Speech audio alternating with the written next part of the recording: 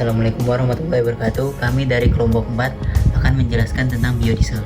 Sebelum memasuki materinya, kami akan memperkenalkan anggota kelompok dari kelompok 4. Yang pertama ada Ragil Adi Nugroho, yang kedua Muhammad Zidan Al-Baihaqi, yang ketiga Danditya Yusril Fakhriansyah, yang keempat Al-Hafiz Fadilah Fajar, yang kelima Muhammad Radifahim Ihsan, yang keenam Fras Bastian Charles Aryudiatama, yang ketujuh Jonathan Rafael Tambunan.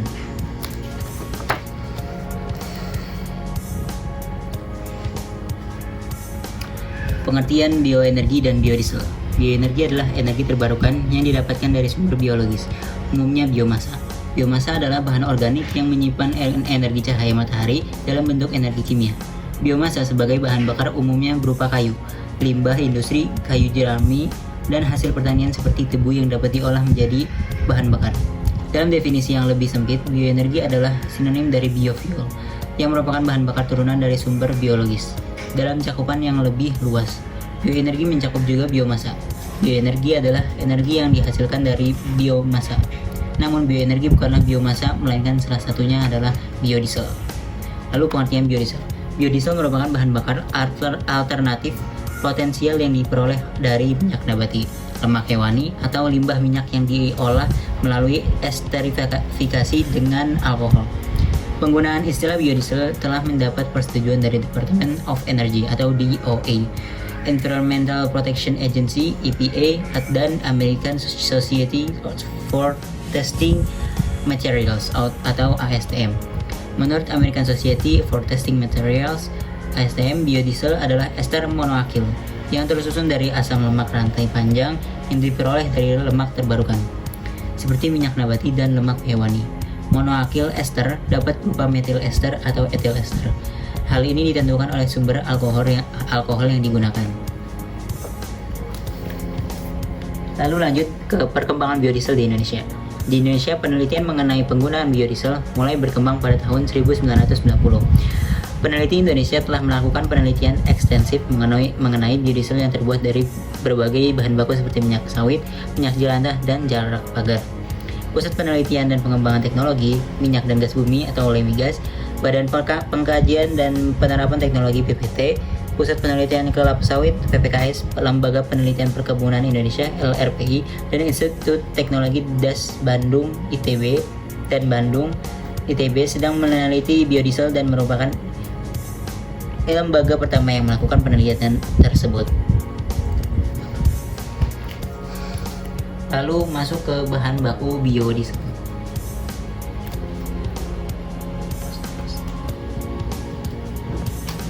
Yang pertama, ada minyak goreng. Minyak goreng atau minyak jelantah. Selain banyak digunakan untuk campuran pakan ternak, minyak jelantah juga dapat dimanfaatkan sebagai bahan baku biodiesel. Namun proses pengumpulan minyak jelantah juga mempunyai tantangan tersendiri. Oleh karena itu, minyak jelantah yang dikumpulkan biasanya berasal dari kota-kota besar karena terdapat banyak restoran sehingga membantu menutupi biaya produksi. Di antara bahan baku lainnya, minyak jelantah dianggap sebagai bahan baku terbaik untuk produksi biodiesel, namun persediaannya terbatas. Saat ini ketersediaan minyak jelantah bahkan lebih terbatas dibandingkan cadangan minyak bumi, meski keduanya hampir habis. Lalu yang kedua adalah minyak hewan. Lemak hewan seperti minyak ikan, minyak ikan, minyak kuning, dan masih banyak jenis lemak lainnya dapat digunakan sebagai bahan baku produksi biodiesel. Secara kolektif, bahan mentah ini sering disebut biomasa. Khusus ikan, minyak ikan tidak hanya bermanfaat sebagai bahan baku biodiesel, tetapi juga sebagai limbah ikan dari pabrik pengolahan ikan.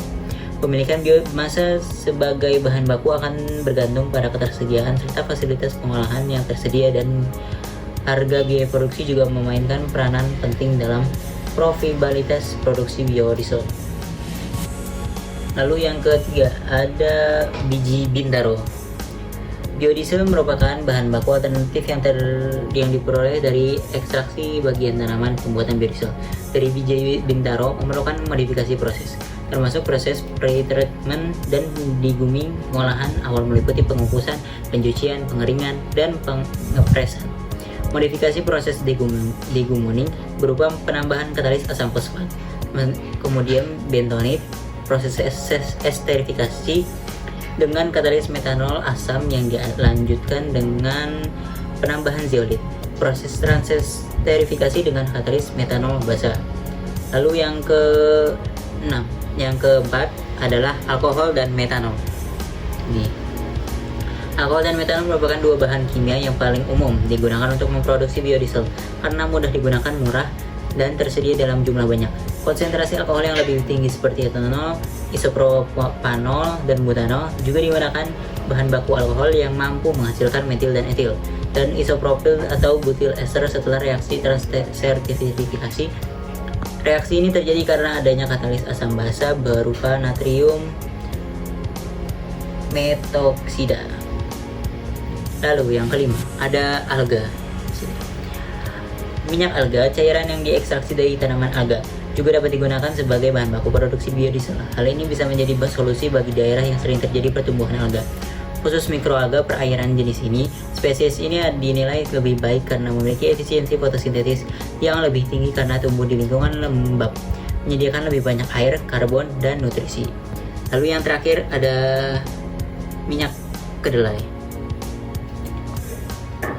Biodiesel dapat diproduksi dari minyak kedelai melalui transsertifikasi katalitik pembuatan biodiesel dari minyak kedelai menggunakan katalis heterogen, yaitu CaO yang diambil dan duri cangkang telur melalui proses kalsinasi dan diintropregnasi dengan NaOH, sehingga rongga CaO dapat terisi ion Na sehingga meningkatkan alkalinitas katalis.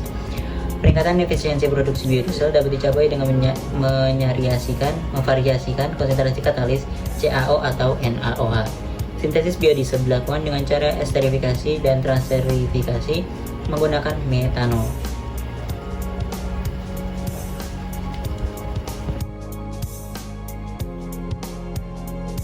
Berikut adalah jenis-jenis dari bahan yang pertama adalah benzo atau biodiesel. Biodiesel ini full dari bahan bakar solar. Lalu yang kedua adalah biodiesel B20. Biodiesel 20 adalah produk hasil campuran 20% biodiesel dan 80% bahan bakar. Program pemerintah ini telah diberlakukan sejak bulan Januari 2016 sesuai dengan peraturan Menteri Energi dan Sumber Daya Mineral (SDM) nomor 12 tahun 2015 dan perubahan ketiga atas peraturan Menteri SDM nomor 42 tahun 2008. Lalu yang ketiga adalah biodiesel B30. Biodiesel B30 adalah produk hasil pencampuran 30% biodiesel dengan 70% bahan bakar minyak jenis sama. Program ini aktif berjalan di bulan Januari 2020 sesuai dengan peraturan Menteri SDM nomor 12 tahun 2012 tentang perubahan ketiga atas peraturan Menteri SDM nomor 32 tahun 2008. Lalu yang terakhir ada B100, biodiesel 100. Biodiesel B100 ini adalah bahan bakar nabati yang digunakan untuk aplikasi mesin diesel berupa ester metil asam lemak dari minyak nabati atau lemak hewani.